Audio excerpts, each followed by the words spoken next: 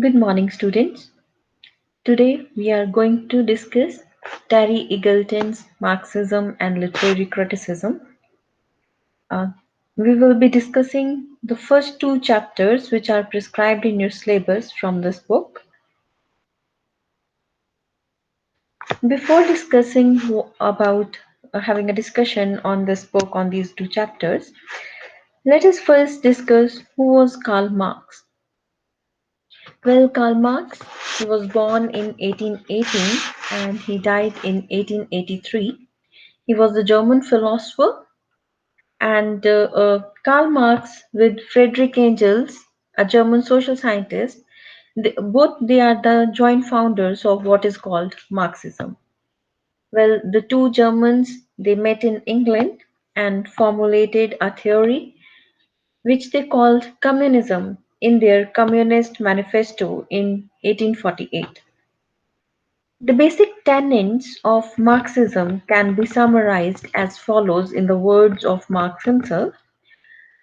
He said, "The philosophers have only interpreted the world in various ways. The point is to change it. It is not the consciousness of men that determines their living, but on the contrary, their social being that determines their consciousness." So, what he actually emphasized is that the social being is it is the social being that determines the consciousness, not the consciousness of being that determines their living. Marx actually reversed the formulation of the 18th century German philosopher Hegel and his followers, who thought that the world is governed by thought, that the process of history is gradual, dialectical unfolding of the law of reasons,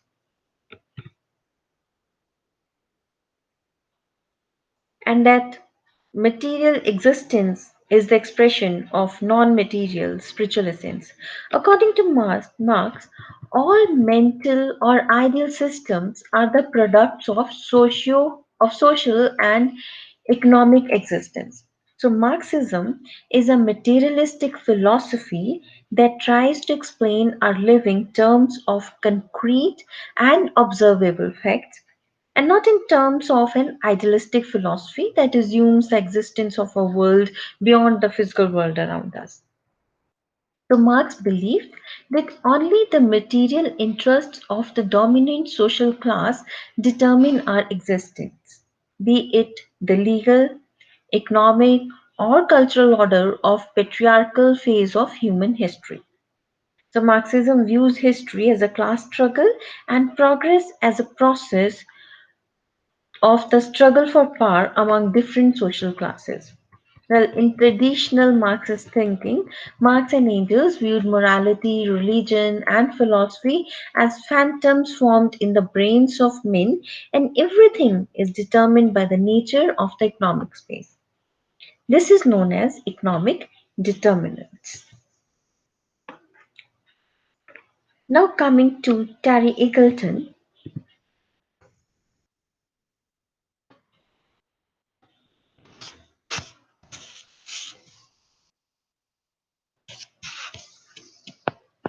Terry Eagleton's book, this Marxism and Literary Criticism, it was published by Newton and Company, and it was published in 1976. Now, what does Terry Eagleton believe?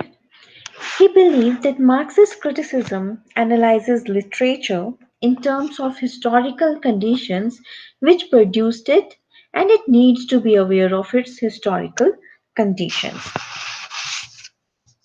Now, Marx essentially supported the materialistic basis of the world as compared to the philosophical basis, and he spoke of primacy and supremacy of matter over soul. This is called his philosophical materialism.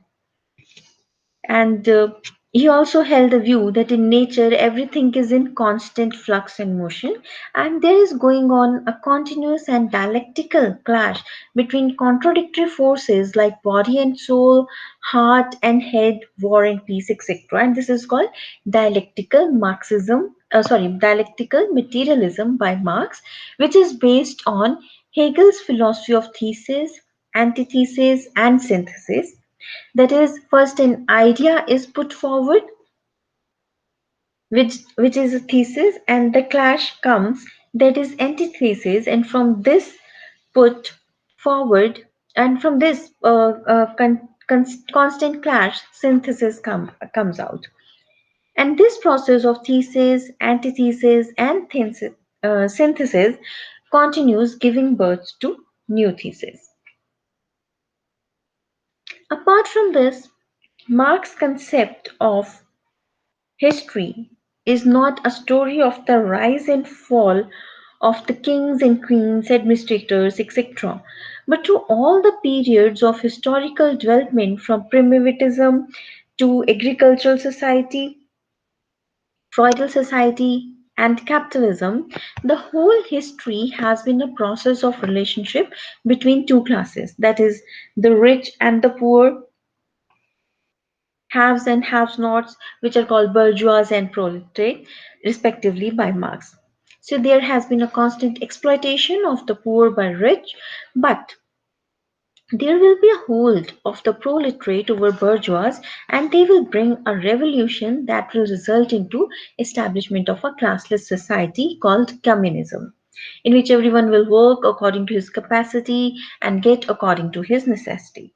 So this kind of utopian image of society did not work as such in Russia, and the bourgeois domain prevailed in the time of Stalin because the proletariat leaders themselves forgot to plead for the cause of the working class and started behaving like bourgeois.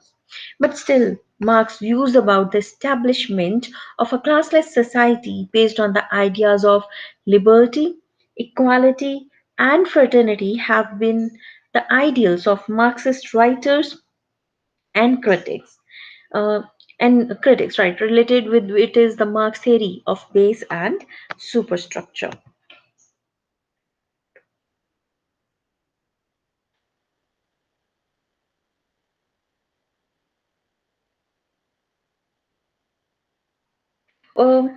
Coming to the book Eagleton's Marxism and Literary Criticism, this Marxist criticism owes its origin to Karl Marx, a 19th century philosopher, and his friend Friedrich Engels. The best way of discussing Marxist criticism, says Eagleton, is to make historical survey of criticism from Marx and Engels to the present day, and also to charter the ways in which criticism changes as the history in which it is rooted changes.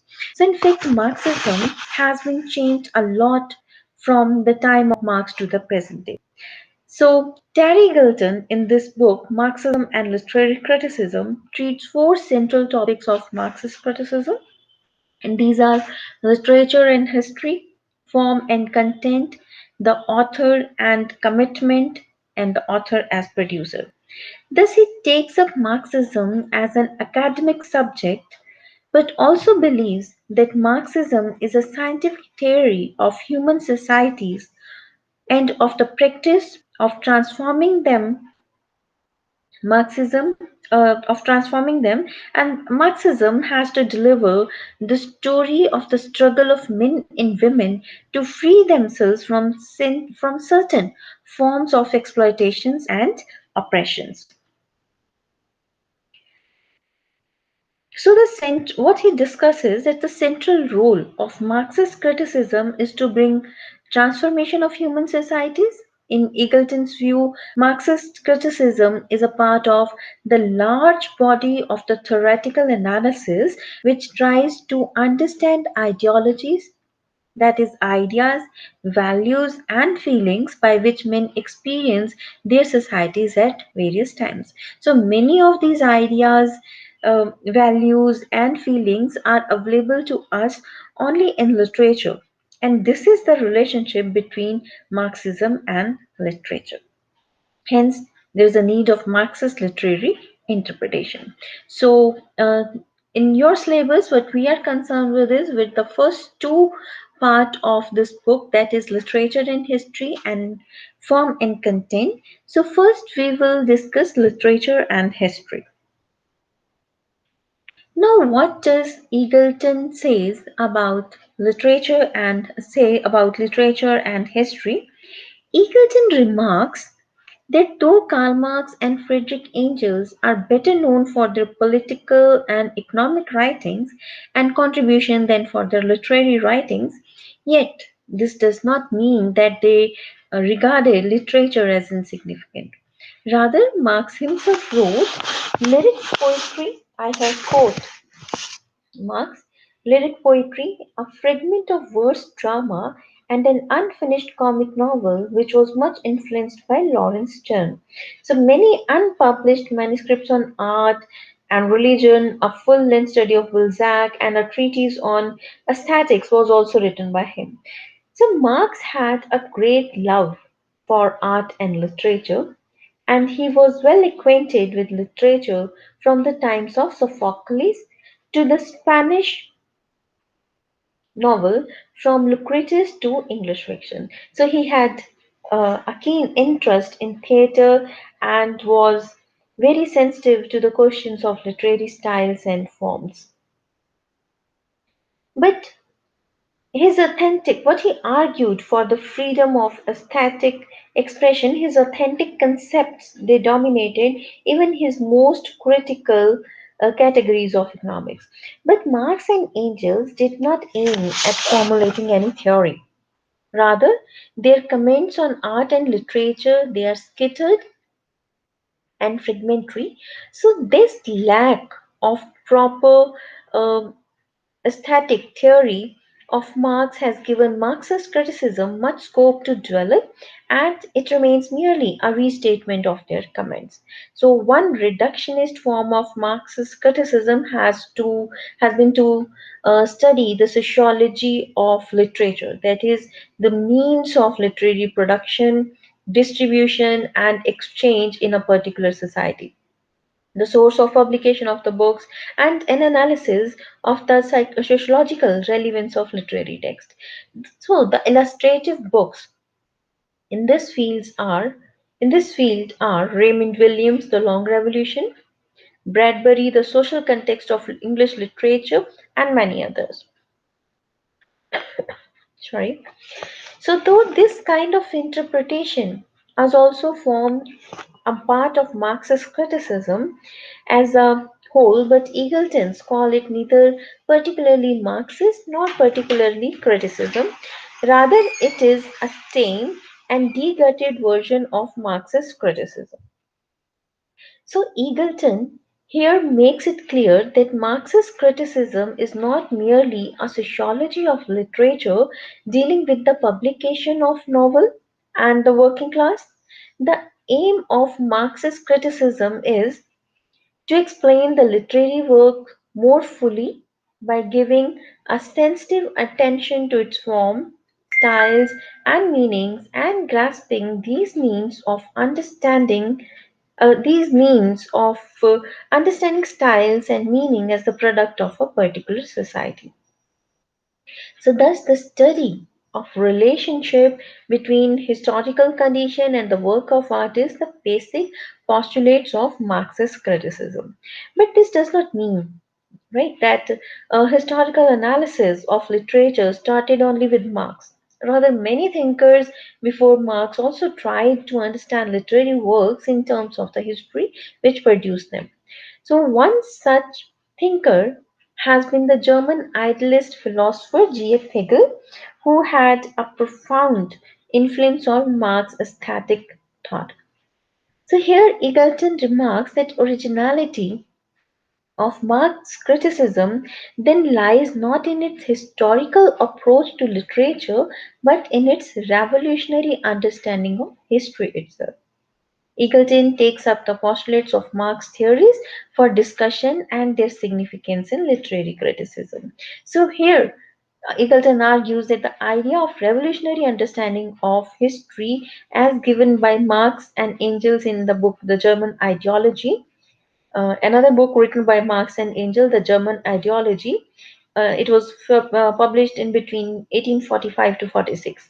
So both of them they believed in the direct link of the production of ideas and concept and consciousness with the material life and language of real life. So, an individual's way of thinking, his spiritual and philosophical ideas are based directly on the material conditions of man. So, here we comes with an idea of base and superstructure. Doing away with the thought of the idealistic philosophies that believed in the supremacy of soul and conscience over the matter, Marx and Engels they declared that consciousness does not determine life, what we had discussed earlier also, that consciousness does not determine life, material life determines consciousness. So, in the preface to their book, A Contribution to the Critique of Political Economy, which was published in 1851, both the writers make their point clear that men have to enter into definite relations of production with one another as per the stages of their material productive forces. So the set of these relations of productions make the economic structure of the society, what we call base. And on the basis of economic structure is built the superstructure, the legal and political consciousness. So here Eagleton says that the mode of production of the material life conditions the social, political, and intellectual life in general. And it is not the consciousness of men that determine their being, but on the contrary, it is their social being that determines the consciousness. So this basically clarifies the concept of social being, that their social being is the one that determines the consciousness. This is a base, economic base that determines the structure of superstructures. So, at various stages in history, the ways of material production have determined the relationship between the owners and the laborers, changing from primitive agriculture and feudal society to the capitalist society, in which the capitalist buys the labor power of the proletariat for profit. And these productive forces and the relations of productions form the economic structure of society, or what we call infrastructure in Marx term. So, in every period, a superstructure emerges from this economic base, like certain forms of law and politics, a particular kind of state, and definite forms of social consciousness like political, religious, ethical, aesthetics, etc. So, this social consciousness is called ideology by Marx. The dominant ideology of a society is based on the ideas of ruling class. In Eagleton's opinion, literature and art for Marx are a part of society's ideology. Therefore, the understanding of literature means understanding the central ideology or the central social process of which literature is a part. So, Eagleton quotes a Marxist critic here, George Plekhanov, who says that the social mentality of an age is conditioned by that age social relation. This is nowhere quite as evident as in the history of art and literature. So, rejecting the inspiration and psychological theories of the Romantics, Marxists believe that literary works are neither the products of mysterious inspirations nor are they merely an outlet of the author's neurotic psyche, which are other forms of perception, particular ways of seeing the world, and as such, they have a relation to that dominant way of seeing the world, which is the social mentality or ideology of the age. So, this ideology is the result of social relations into which men enter at a particular times, and these social relations are determined by material necessity and by the um, rupture and stage of development of their mode of economic production. So, how this Marxist theory of relation between base and superstructures help in understanding literature. Eagleton clarifies by giving some examples from King Lear, Dunciad, and Ulysses, and what he analyzes is that the underlying factors become obvious not only in themes and preoccupations but also in style of rhythm, image, quality or form of the work chosen by the writer. So, the ideology, social consciousness behind the work of art can be fully understood if we grasp the part it plays in the society as a whole. So, ideology is also not a very simple thing, merely reflecting the ideas of the ruling class, as we have discussed earlier. Rather, it is a complex phenomenon that incorporates conflicting and even contradictory views of the world. So, in order to interpret an ideology, we have to analyze the precise relation between different classes in society as per the mode of production. So, this kind of knowledge about a work of art is very essential for making complete explanation of any work of literature. So, coming to literature and superstructure, what Eagleton remarks is that literature is a part of superstructure. So, clarifying the relationship between literature and superstructure, Eagleton wants us what we should not make a very simple and mechanical relationship between the text of ideology and social relations and productive forces, because this is not all the Marxist criticism is in Eagleton's view. So, Marxist criticism is concerned with unity of these levels of society, and literature may be a part of superstructure, but it is not merely the passive reflection of the economic base. It means that it is not just acted upon but not acting. Moreover, economic factors are the determining element in political, legal, and philosophical theories, and they also influence the course of historical struggle. Not only this, sometimes they are the major determining factors in the choice of the formation of form. So, instead of one-to-one correspondence between base and superstructure, superstructures also influence the economic base. And that means they are or have been and can be an active element in bringing the change.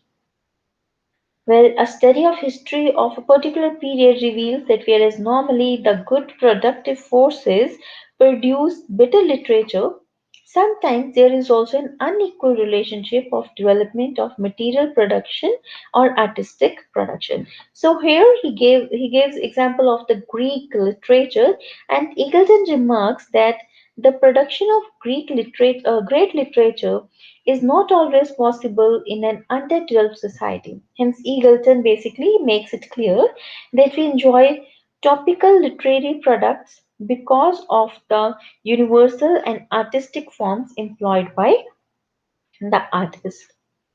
So, therefore, Eagleton does not want us to have a narrow view of history dealing only with the contemporary movement. In literature, the literary history includes the literary products of people belonging to different historical periods, yet forming a compact literary tradition dealing with the universal or perennial issues, though provoked and identified by the topical or historical circumstances. Hence, what Eagleton want us to understand is that the Marxist literary critics should dwell and inculcate historical sense, and this will help us enjoy the literature of the past and of the present with the same delight. After discussing the relation between base and superstructure, Eagleton says that Marx clearly declared that base and superstructures, the two aspects of society, do not form symmetrical relationship in history. Rather, rather what they do, all the elements of the superstructure such as art, law, politics, and religion have their own laws of internal evaluation, which cannot be reduced merely to the class struggle or state of the economy. But now the controversy arises, which on the one hand, Trotsky, a later Marxist critic, commented that art has very high degree of autonomy and it is not bound by any simple and one-to-one way of production. And on the other hand, Marx claims that art is the last analysis is determined by the mode of production. So Eagleton here explains the controversy with an example of T.S. Eliot's poem The Wasteland. So if we take a reductionist view of the wasteland, we shall conclude that poem is directly based on the ideological and economic factors, that is the spiritual emptiness and exhaustion of bourgeois ideology that sprang from the crisis of imperialist capitalism called the First World War. So the real Marxist critic would analyze and take into account the author's class position, ideological forms, their relation to literary forms, techniques of literary production, and aesthetic theories. These are all directly linked with the base superstructure mode.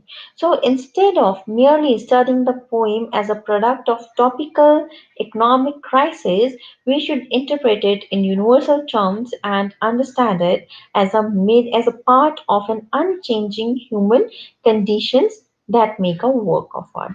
So with this, the first part, the first chapter, Eagleton here finishes his first chapter, and in the second chapter, the next issue that in the second chapter, he discusses form and content. But before that, what we need to understand is what do we mean by literary ideology? So the next issue that Eagleton takes up for discussion is the meaning of ideology in Marxism. What he says that ideology is not in the first place a set of doctrines.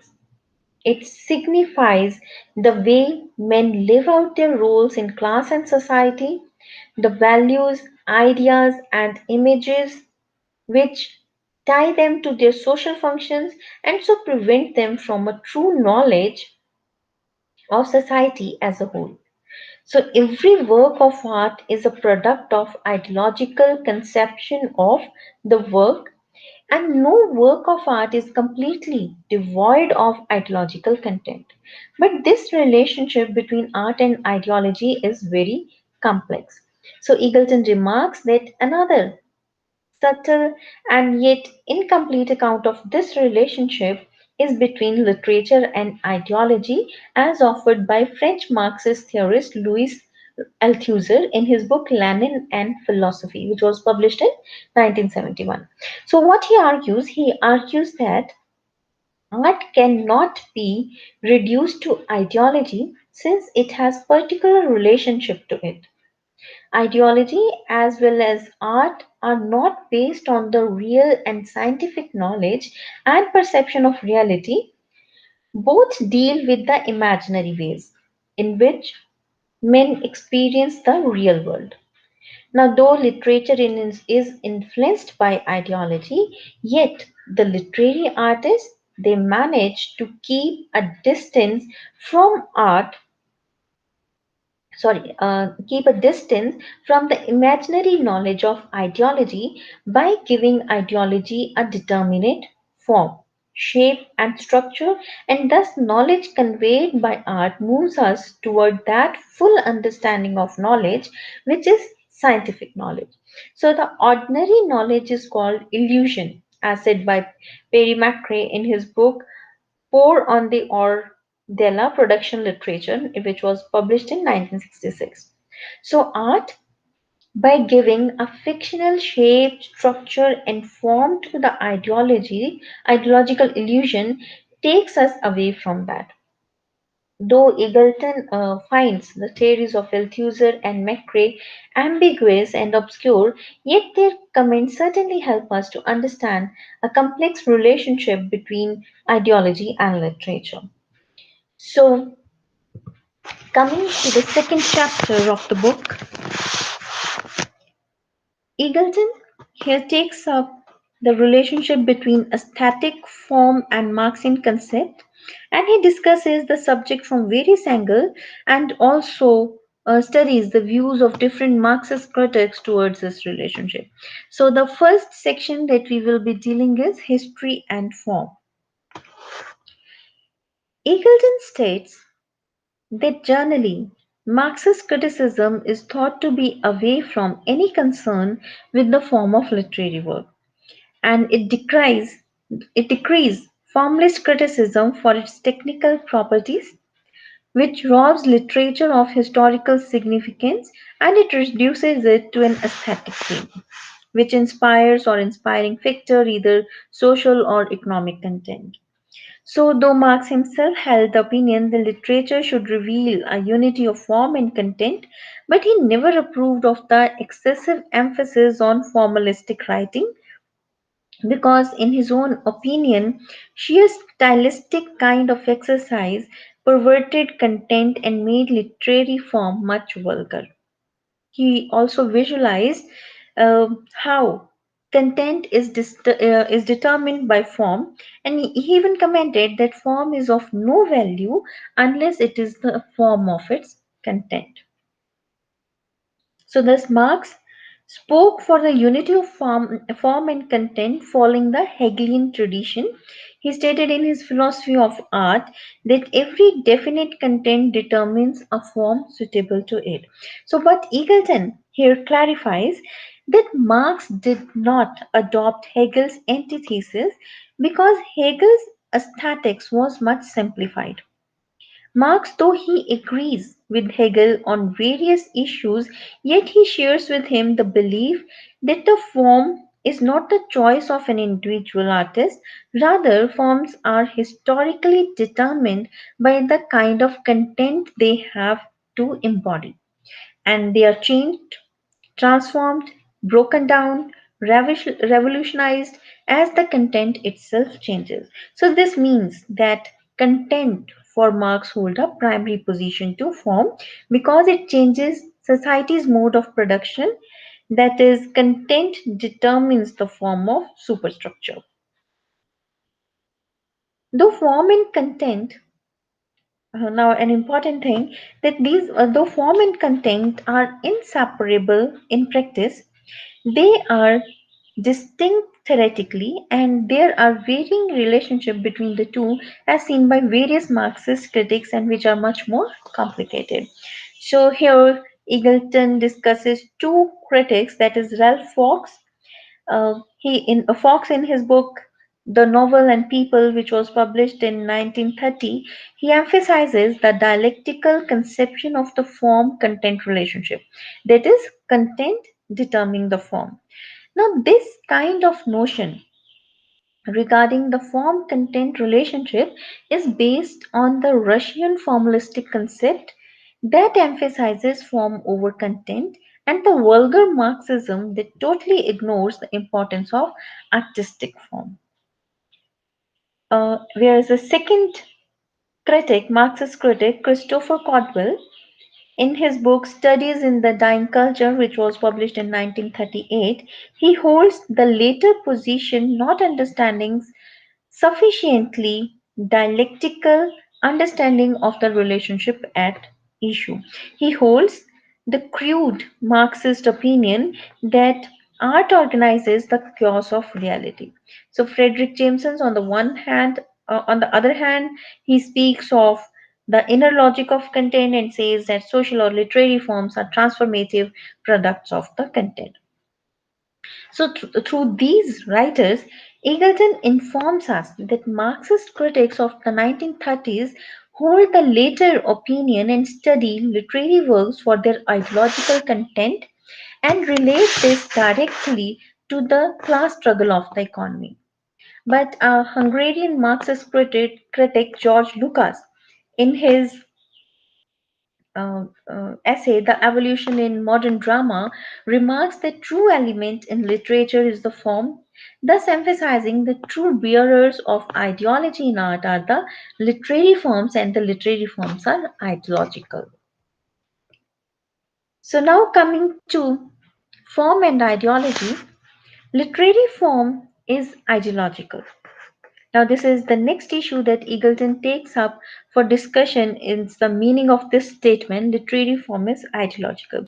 So, here he quotes Leon Trotsky, another Marxist critic, who in his book Literature and Revolution, which was published in 1960, comments that the development in literary form and content and the origin of new forms are determined by the issues from significant changes in ideology. These changes in form mark the new way of perceiving social reality and new relations between the artist and the audience. For example, the rise of the novel in 19th century, as Jan Watt observes in his book The Rise of the Novel, reveals in its form a changed set of ideological interests. But Eagleton clarifies that there is no simple or symmetrical relationship between changes in literary form and changes in ideology, because every literary form in its basic form remains the same and does not change drastically with every blow of economic conditions. So this is very important that the literary forms in its basic form they does not change drastically with every change in economic structure. So, moreover, form is a complex unity which is partly shaped by a relatively autonomous literary history of forms, and partly it emerges out of certain dominant ideological structures like novel. And it also embodies a specific state of relation between the author and the audience. So, Marxist critic is concerned with analyzing the dialectical unity in these elements. A writer's choice of form then depends on the particular ideological perception and ways of interpreting reality. So, the use of particular language in different ways made by different writers also bring changes in form. So, this is how form and ideology they are related. After this, Eagleton takes a few Marxist critics in this chapter. First of all, he discusses George Lucas' book, The Historical Novel, which was published in 1920, because he has explored the problem of literary forms more thoroughly in this book. So, Lucas calls epic a form of the society in which man has harmonious kind of existence in the universe as it was in Greek classical society. But the literary form of novel arises when the harmonious integration of man and his world is shattered because the hero here is in search of totality, isolated from the work. The novel is a form of the ironic in which hero is haunted by the disparity between empirical reality and imaginary reality. So the theory of Lucas is based on Hegelian theory, and what he believes that a great artist recaptures and recreate a harmonious totality of human life which is torn apart in the alienation of capitalism. The fiction of a great artist thus mirrors the complex totality of society itself in a microcosmic form. Now, this kind of work is a realistic work, and such artists, realism, which embodies complex, comprehensive set of relations between man's nature and history, and these are the most typical about a particular phase of history of Marxism in tradition of the world history. So, the critical concept of Lucas, like totality, typicality, world historical, are essentially Hegelian and the realist writer penetrates through the accidental phenomena of social life in order to disclose the essences and essentials of situation by selecting and combining them into total form and fusing them out in concrete expression. So this historical content determined the formal structure of the writers, whether it was Flaubert or Balzac.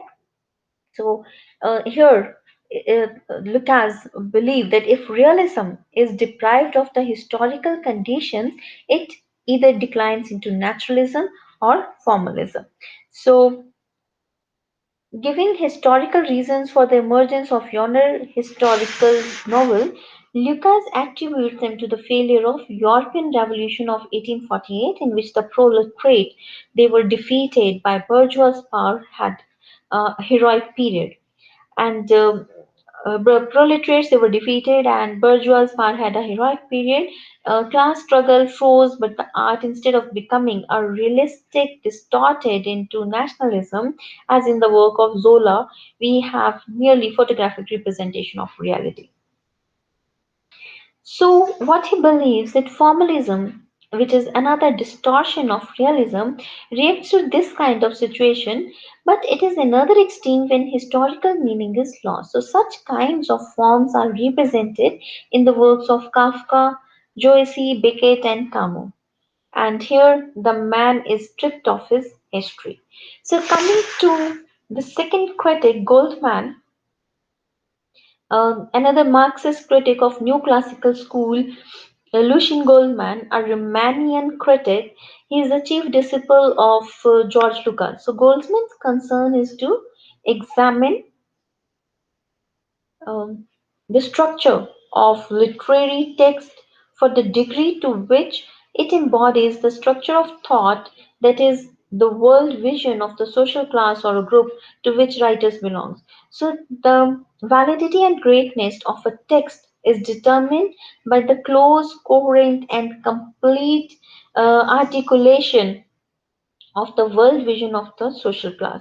So, in Goldman's opinion, literary work should not be interpreted as um, what we call as creations of the individuals, but as the trans-individual mental structure of a social group.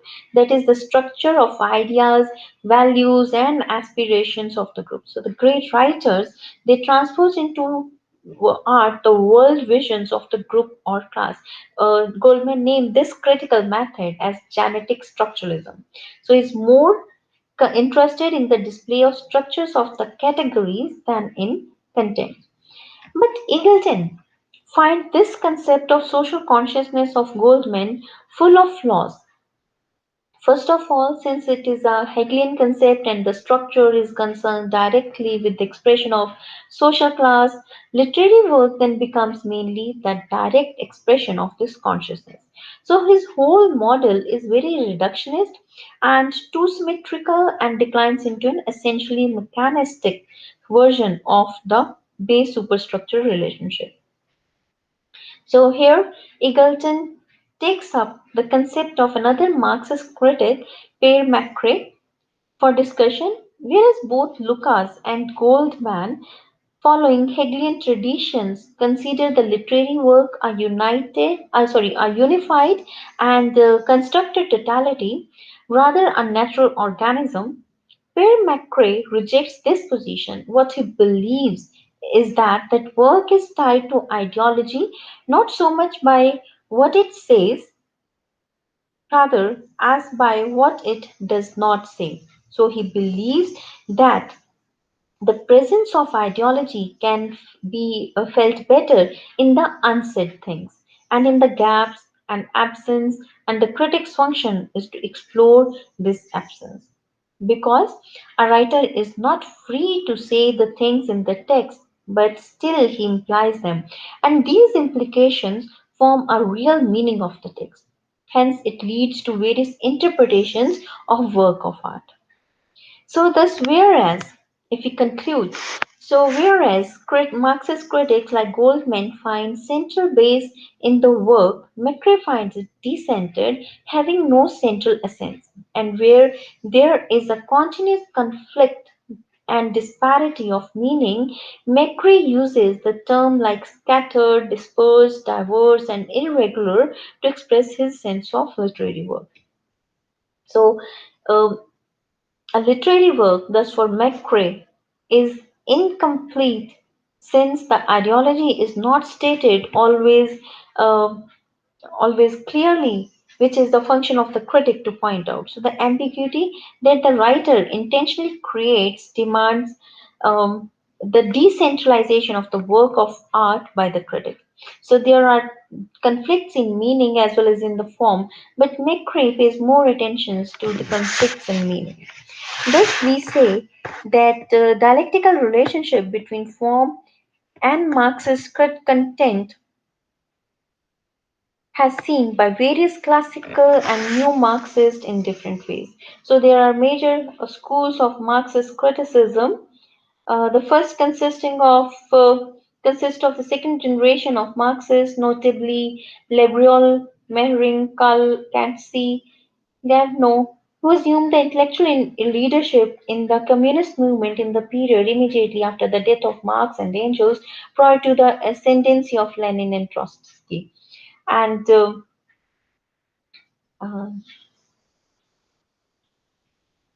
then we have writers like George Lucas, Walter Benjamin, Theodore Adorno, Michael Goldman, and Jean-Paul Sartre, Della Volpe.